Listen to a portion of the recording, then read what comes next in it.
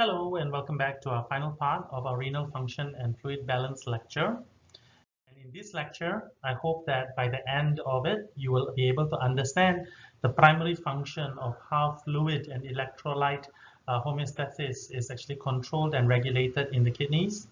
Also be able to explain the concept of how water balance occurs in the body. And of course, it's all within the context of the hormone which you have already been introduced, which is the antidiuretic hormone or vasopressin. And so in the slides, you will see sometimes it's ADH and sometimes it's AVP. AVP just means arginine vasopressin.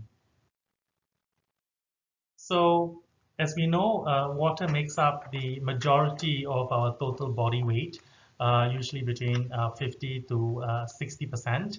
And I always say maybe in my case it's 80%. Ha ha ha. But no, generally water makes up about 50 to 60%, and the main entry of water is through food and drink. And the majority of the water is actually lost via the urine. Of course, there are some that is lost via the feces and also through our skin surface when we are sweating, or through the exhalation of humidified air. As you know, our air is also humidified so that it doesn't dry our respiratory pathways. And so through that process also, we will lose some water. But the majority of the water is actually lost from the urine, and usually about 1.5 liters of that is lost. And most humans ingest about 2 to 2.2 liters of water through our water and drink, and through the metabolic processes, through aerobic respiration. Normally, as you know, when carbohydrates are sort of broken down, you also have water molecules being produced, and so that's about 0.3 liters. So generally, our total intake is about 2.5 liters. And then, basically, the water then gets removed through the various different mechanisms, urine being the most, followed by skin and lungs, and finally by feces. So when we talk about the kidneys and water balance, of course, we go back to the glomerular filtration rate, and of course, the rate in which the glomerular filtration rate occurs. It will also affect the amount of volume that actually goes through the filtration process. And please remember that it's not just filtration, there's also reabsorption and secretion. So I really like this image that really describes how water is actually balanced in the body. And so just imagine that basically this little mug that you see essentially represents our body. And you notice that there's actually a particular line here, and above the line there's actually a handle. And so imagine that this handle of this mug is actually your kidney. And this mug actually regulates the amount of fluid that actually exists in the mug, but only to a certain extent. If your blood volume is actually below the mug, you can see that basically then there will be essentially no glomerular filtration because the blood fluid volume is too low. Then of course when the fluid starts going higher, right, and of course if it actually goes above the handle completely, then you can imagine that your glomerular filtration rate will begin to rise. And as you had just learned previously, that the glomerular filtration rate can be adjusted, for example, myogenically with the vasoconstriction or vasodilation of the afferent and efferent arterioles. So when the GFR is adjusted, then the amount of fluid which will be lost will also be adjusted. But one important thing that you can see is that kidneys cannot replenish lost water. The only way we can, when the water is lost out of the urine, well, unless you drink that urine, but if you drank the urine, then it will still be putting it back into your body. So what needs to be understood is that volume loss can only replace from the environment, i.e. you drink or you eat. What the kidney can do is that it can actually preserve and reduce the loss of volume, or basically increase the loss of urine through urine, but it cannot replenish the water in the blood or in your extracellular spaces. So when you talk about urine concentration, we go back again to osmolarity of the urine, which basically measures how much water is actually excreted. So if something is high osmolarity, it just means that there's a lot of solute, so less water. And this osmolarity will, basically change as the filtrate, flows through the nephron. And this is going to form the majority of this chapter to understand how the osmolarity changes and its significance as well as its control. So when you hear the name diuresis, what that means is that there is an excess water removal in the urine. That is why you hear individuals taking diuretics. And these are drugs that promote urine excretion. And so these are usually patients with cardiac failure and where there's a failure in the systemic circulation. So you actually have edema, collection of fluid in your limbs, your lower limbs, and this fluid cannot be pushed back into the systemic circulation and into the heart because the heart is not strong enough to actually push. And so this is usually characteristic of left-sided heart failure or congested heart failure. So older people, you'll see that there's fluid accumulation in the legs. This is one example of or at least a symptom of a heart disease. So of course, the accumulation of fluid in the leg is going to be very, very painful. The joints become all tied up, and therefore it becomes very difficult for them to move. So these patients, they normally are given what is called as diuretics, so that basically they will pee off all this extra fluid that's in there. So the kidney controls the urine concentration. I hope you now already have that idea where the biggest ion that is being absorbed, the driver of the electrochemical gradient that ultimately affects the osmosis movement of water, is sodium. To put into context the osmolarity changes that occurs in a particular kidney, this particular image divides this area as the cortex and this area as the medulla. Okay, this whole thing is the medulla, and so this is essentially a juxta or medullary nephron. And essentially the renal cortex, this whole area, generally the interstitial osmolarity of the cells that are actually in the cortex essentially is 300 milliosmoles. And so the reabsorption for your proximal tubule and essentially also your distal tubule is isoosmotic, right? So basically the movement of molecules is obviously at 300 milliosmol, balancing the osmolarity. So basically if, for example, this fluid is actually high in osmolarity, then you can imagine that water then gets exported out of the lumen of the distal tubule and the proximal tubule. But when basically the osmolarity is low, so therefore there's a lot of water in the interstitial areas of the kidney, then basically you have more water being or less water actually being exported out of the lumen. So the whole process that governs the water transport is obviously based on osmosis. But in the ascending limb, the permeability of the wall actually changes. And why I say that is that, number one, look at the loop of Henle. The loop of Henle, the descending loop of Henle, you look at the wall, it's very, very thin. But the ascending loop of Henle, the wall becomes thick, right? Very thick.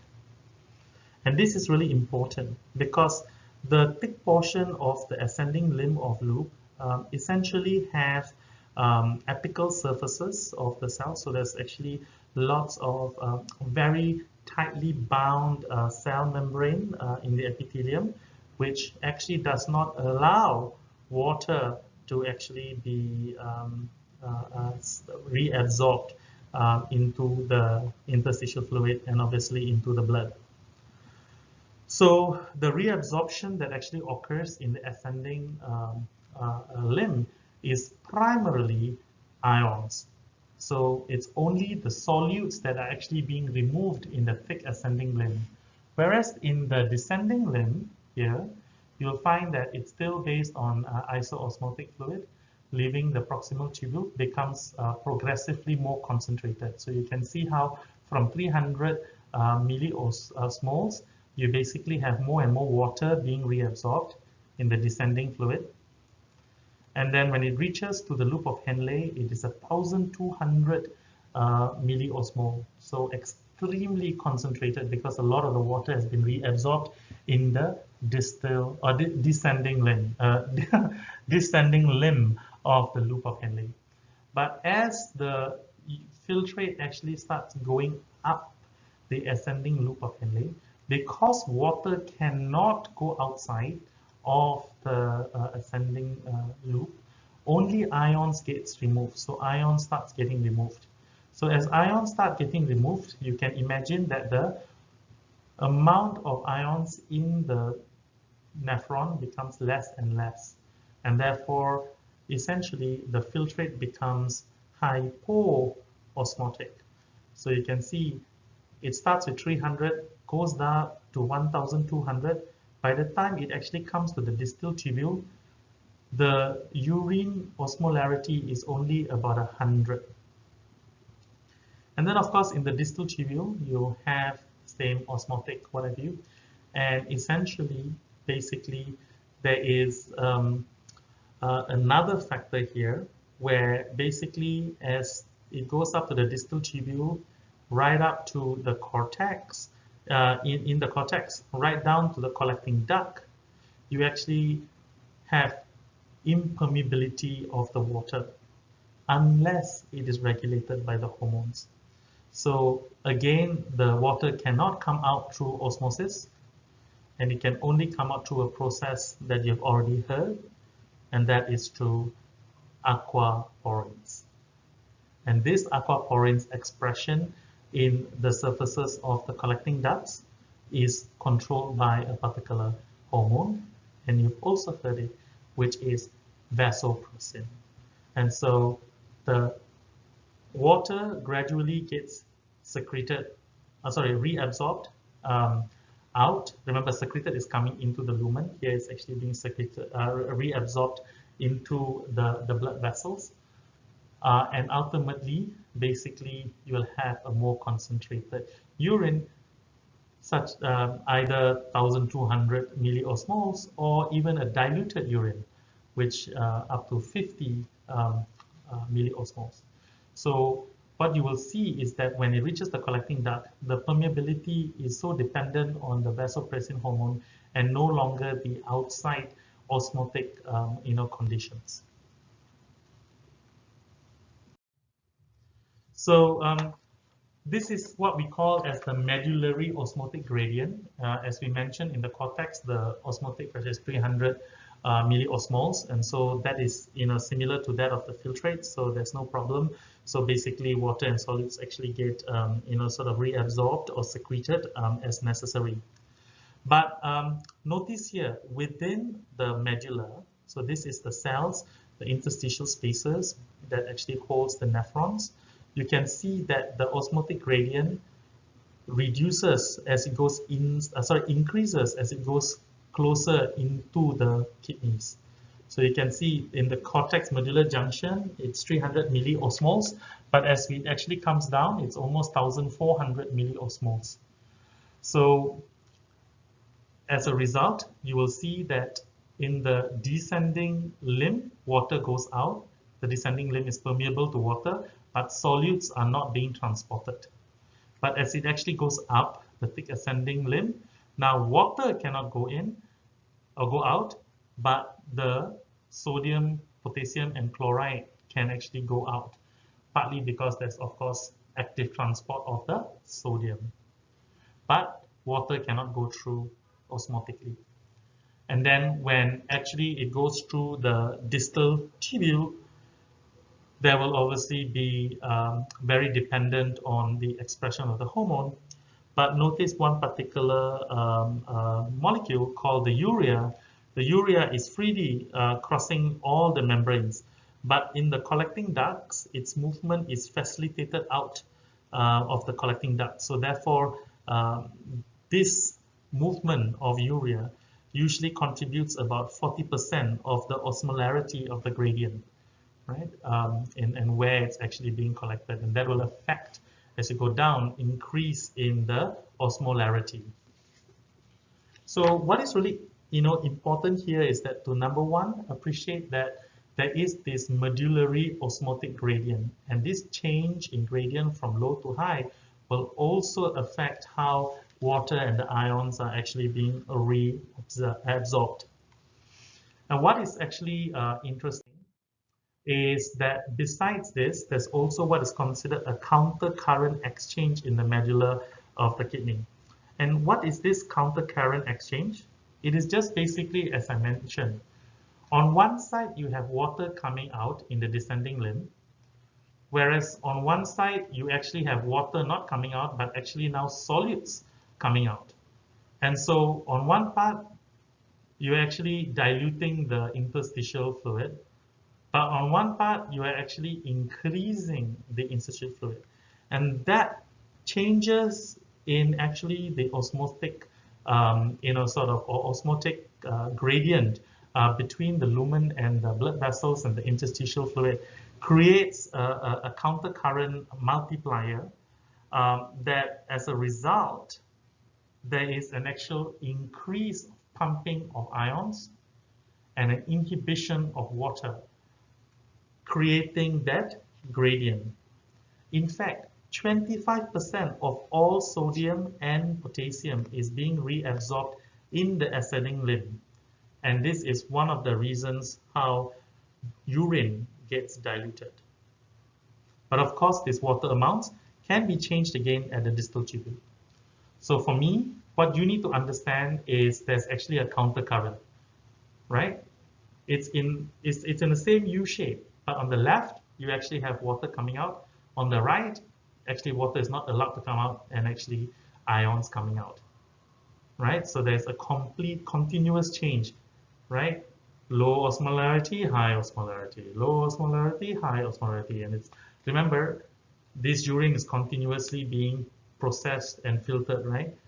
So basically 180 liters of fluid per day. So you can imagine that these changes in the electrochemical gradient will result in this countercurrent. You're not going to be examined in greater detail, and this is actually just additional information. You are very welcome to skip through the next one slide, this slide even. But essentially, this particular image further explains what this countercurrent multiplier does. Essentially, you can see at the start, when the fluid enters the tubules, it is 300 milliosmoles, right? And because it's 300 milliosmoles, before basically there's any osmotic gradient, this is assuming the first day your kidney starts functioning, all right, as a baby. And so you actually have your first fluid coming through. So your kidney, obviously, the medulla and cortex is 300 milliosmol. But then in the ascending, and so because if it's 300 milliosmoles, it's isotonic. So basically, there's no water reabsorption. But as it goes up the thick ascending loop, because now this is an active transport, sodium goes out, chlorine goes out. But wait a minute, water does not go out. Water stays in. And so over time, basically, you actually have got a increase, osmolarity in the interstitial cells, or in this case, it will also be in the blood vessels, the vasa recta, whereas basically the lumen becomes hypo-osmolarity. So for example, initially was 300, right? Now this becomes 200. Where's the 100 gone? The 100's gone into the spaces between the nephrons. And of course now, because it is 400, so you can imagine basically the isoosmotic state in the descending limb, because here you can actually have water actually, sort of moving, right? So now what will happen is that water will actually start moving in between each other, and over time, with more water coming out from here, you're going to actually get osmotic balance. And so you have 200 coming here, then 300, and then basically as fluid goes, more fluid enters, it'll still be 300. Then this 400 fluid goes up, and basically, because remember, this fluid is not static. It doesn't stay here, right? It is continuously moving, continuously moving. And so basically, this continuous exchange of basically new fluid coming in at 300 milliosmoles, and basically it gets concentrated, and then after it goes up again and gets diluted because there is all these solutes that are actually going up. Over time, what you will find is basically a gradient is actually being created because there's actually a concentration that's actually happening in this loop of Henle. So what started as an isotonic, sort of condition ultimately creates a gradient of from low osmolarity right down to high osmolarity at the center of the kidney. And this is when the system is in a steady state, when you actually have a gradient from 300 millimeter mercury right up to 300 milliosmol to 1,400 milliosmol. So water reabsorption in the distal tubule and collecting duct, all right, usually happens when there is specific proteins that are being expressed, and these are called aquaporins. And these aquaporins actually improve or reduce the permeability to the water depending on its presence or absence. And first of all, the majority of filtered water, which is about 70% of the filtered water, is actually reabsorbed in the proximal tubule through osmosis. What we are talking here now is the 30% of remaining water. 20% of it is reabsorbed by the distal tubule and 10% by the collecting tube or duct. The interesting thing is that the tubular epithelial cells, especially in the late distal tubule and the collecting ducts, as they actually enter into the medulla, they have very, very tight junctions. And these cell membranes are relatively impermeable to water. So the water is only able to pass through these membranes when water channels are actually created. And these water channels are called aquaporins. And these aquaporins basically, essentially are the only way in which this water can actually, permeate from these ducts or distal tubule into the interstitia and back into these capillaries. So when the distal tubules and collecting ducts are impermeable to water due to the lack of aquaporins, what will happen is that the fluid, which is hypoosmolar, that enters this tube will continue to be hypoosmolar. So then what will happen is that you will actually have extremely dilute urine. So this is why this particular hormone, which is vasopressin or antidiuretic hormone, what it does is antidiuretic. So what it does is that it makes sure that the hypoosmolar urine is concentrated by increasing the reabsorption of water in the late distal tubules or particularly the collecting duct. So when vasopressin ADH is actually expressed, what will happen is that the collecting duct and the distal part of the distal tubule is actually, initially impermeable, now becomes permeable. So more and more water is actually being reabsorbed out. And so as more and more water gets reabsorbed, what you can see is basically a graded effect of, of the osmolarity of the urine. So the urine becomes more and more concentrated as it passes through the collecting ducts because there is more and more channels for it to actually come out. And therefore, more and more water gets reabsorbed So you will actually see this is the vasa recta, right? So you can see how the vasa recta's osmolarity is also changing correspondingly. But you see in the B picture, when the vasopressin is actually not expressed, it's absent, you can see now that the collecting tubules cannot actually allow water to be reabsorbed. And as a result, you basically have a very hypo-osmolar, 100 milliosmolar for, in this case, urine, right? It's exactly the same. What came out from the distal tubule into the collecting duct remains the same. It doesn't matter what the gradient is. Also, as a result, you can see that basically there is no effect in the vasa recta in terms of its osmolarity. So you can see that the vasopressin is extremely important in actually concentrating the urine, because it is anti-diuretic, because diuresis is the process in which water is actually excreted out of the urine. So if something is anti-diuretic, it means it's not allowing water to actually go out of the body.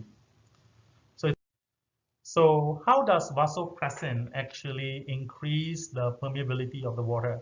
And that is by actually increasing the number of aquaporin 2 channels that actually are on the cell surface of the collecting ducts. So when vasopressin, that is obviously coming from the blood capillaries in the vasa recta, is basically transported out and then binds to the vasopressin receptor that's located on the cells of the collecting duct, what will happen is that it activates a G protein coupled receptor that essentially activates the enzyme adenylate cyclase, which ultimately catalyzes the synthesis of CAMP. So as we had learned in our initial lectures, essentially this is essentially a way which is signaling pathway transduction. By the binding of the vasopressin receptor, it activates the second messenger system. And what this activation and synthesis of CAMP results is, number one, it actually stimulates the insertion, right, of aquaporin 2, which is these two little dots here, yeah, these two little dots that are actually located within, storage vesicles in the cells. What it does is that it will insert these two little dots, these aquaporin water channels, onto the surface of the collecting duct. So you can see here, right? And the process through exocytosis. So it actually opens up the membrane and then it places the two dots here. So you now have a channel. So previously your cells were impermeable to water. Now suddenly you actually have got permeability of the lumen, for water. So then the water then enters and transfers out of the cells and goes into the vasa recta, into the capillaries. So water then can get absorbed by osmosis. So you can see how if there was no vasopressin, then there will be no CMP activation, and therefore then there will be no exocytosis of the vesicles, and therefore then no aquaporin channels. And this is something you already know. ADH or AVP, the arginine vasopressin, antidiuretic hormone, is made and packaged in which cells? The hypothalamus. Very good. And basically they are packaged into little vesicles, and these vesicles are then transported down the cell through the infundibulum and into the posterior pituitary. And now when there is an activation and there's a sensor, so basically the vesicles are then exocytosed into the posterior pituitary vein, enters the blood because it's an endocrine action, and essentially this AVP, when it actually arrives in the capillaries or arterioles around the kidneys, will then act on the collecting tubules. Very good. So when we talk about the control of vasopressin secretion now, is basically what makes vasopressin to be secreted by the posterior pituitary. So there are three main stimuli, and actually you already know it because it's the same stimuli that is affecting the glomerular filtration rate, it's affecting all the different processes. But in the context of vasopressin secretion, the most potent stimuli is the concentration of salt in the plasma, or the plasma osmolarity. So when the plasma osmolarity is more than 280 milliosmoles, right, what will happen is then vasopressin actually is secreted. So if there's too much salt in your blood, so basically there will be a stimuli to express. And how does this get detected? It's your osmoreceptors that are actually located in the hypothalamus, right? So the interesting thing is that the hypothalamus secretes, but it also is the sensing, organ for this particular stimuli. But besides osmolarity, the decreased arterial stretch, if the blood volume reduces, so the flow becomes less, the pressure becomes less. So basically, these two, decreased blood pressure as well as decreased arterial stretch, will also stimulate the vasopressin secretion. So going back again to space, scientists ask if ET returns. This is very classical. The stimuli is this tree. And then basically what are the sensors? They are either the baroreceptors or the arterial stretch receptors or the hypothalamic osmoreceptors. And what is the signal? Is basically the afferent network, the sensory neurons to the hypothalamus, the sensory neuron to the hypothalamus for both the blood pressure and arterial stretch, or the interneurons within the hypothalamus because it's already in the hypothalamus. And then the integrating center is the hypothalamus that then makes the vasopressin. And what is the output? The output is vasopressin released from posterior pituitary. There's a neuronal control there. And then as the vasopressin gets circulated, it reaches the collecting duct epithelium, that's its target, boom, binds to it, and then results in the tissue response. And what is the tissue response? The tissue response is water pores are created in the collecting ducts. And as a result, water can actually come out from the kidneys into the blood vessels. And so an increased water reabsorption to conserve water would be the systemic response. And so when there's more water in the blood system, what will happen? A negative feedback, an increase in blood pressure, an increase in arterial stretch, and a reduction in the osmolarity. And so that would be the negative feedback from the effect of water reabsorption. And the output, you can also say, is low urine output. Remember, low urine, high blood pressure. That's right.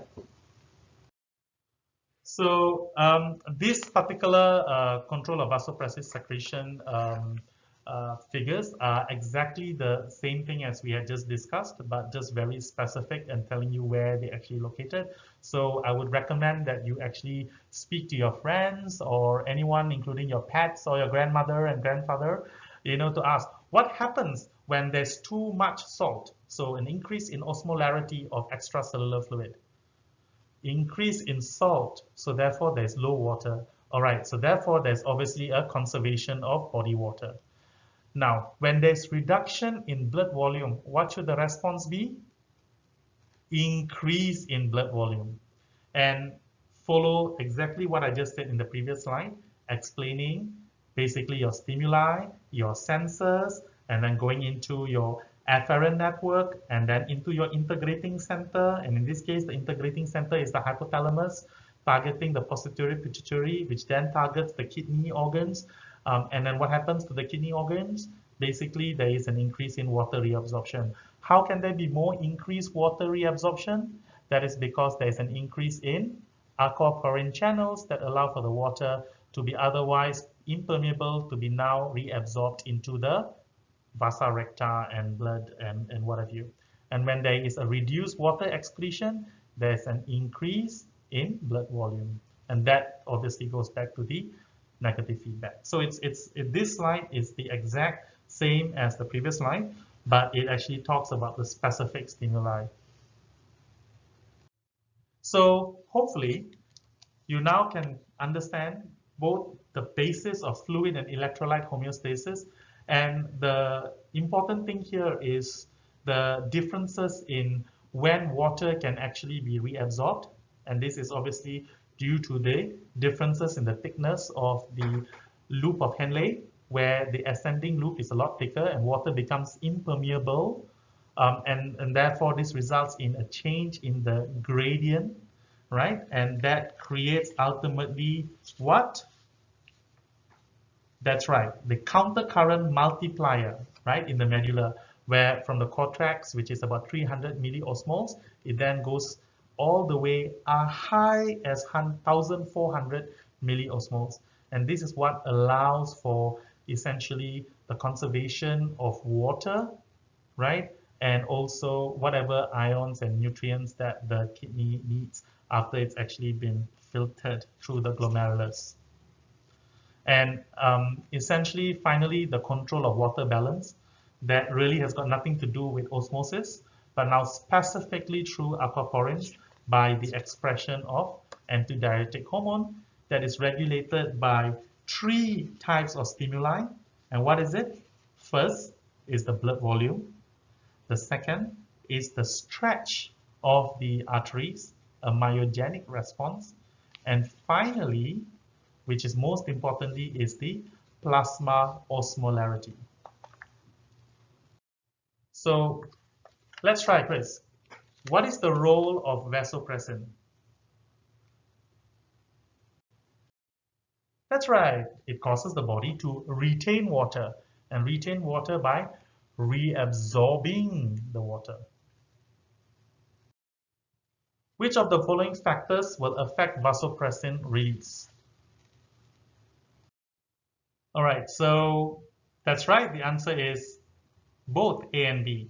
That's because increased osmolarity, increased concentration of plasma osmolarity will result in the need to reabsorb more water, as well as decreased blood pressure is because of a decrease in the volume of blood. And so therefore, again, we need to conserve more water. So the answer is A and B. So hopefully in this chapter, you are able to identify the structures of the urinary system, explain filtration, secretion, and reabsorption, and basically understand the fluid and electrolyte homeostasis, especially in the context of the expression of the antidiuretic hormone, the water balance, and osmolarity.